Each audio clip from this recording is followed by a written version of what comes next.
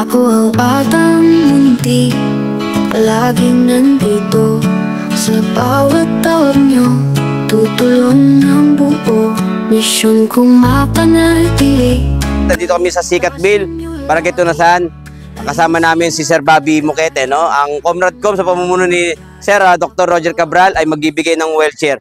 So nakita natin yung bata nakaraan ay talagang, ano sir, no? Hindi talaga siya kakapasok sa, ilan taon na yung bat, ano? So 15 years, no? Talagang nakita natin sa picture ay nakaratay talaga.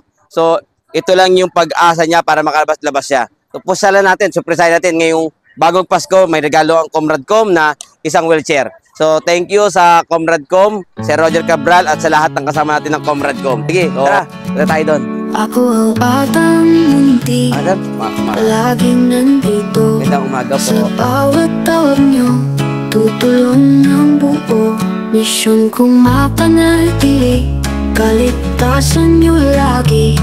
Ayusin ang kalagayan, ano man ang mangyari. Ako ang batang munti, sa serbisyo laging handa. Good morning po. Ilang taon na po siya? 15 anos po. 15. Ano? Cerebral palsy. Tapos may epilepsy din. May epilepsy. Sige po muna. So, ano nga, pinagkakabalahan niya, palagi lang sa tataas lang doon. Nakahiga lang, no? Ano mo siya nakakaintindi naman ng ano? Nakakaintindi po siya. Ano pangalan niya po? Lance Patrick. Lance Patrick. 15 years old ka na? Ay. Nasalita. Ilan po sila magkapatid? Dalawa na lang po. Dalawa.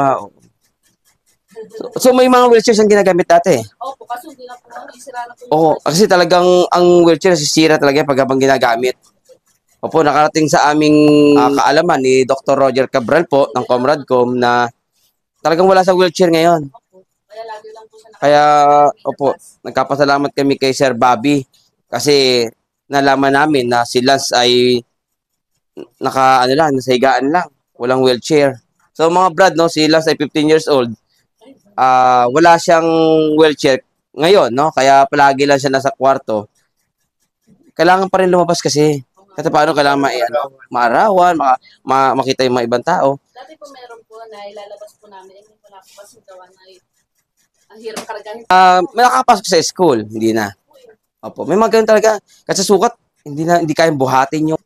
So mga brad, no, may mga maliliit na bagay minsan yung wheelchair ay makapagbigay ng malaking kasiyahan kay Lance sa maraming tao. So kapasalamat tayo sa grupo ng Comradcom,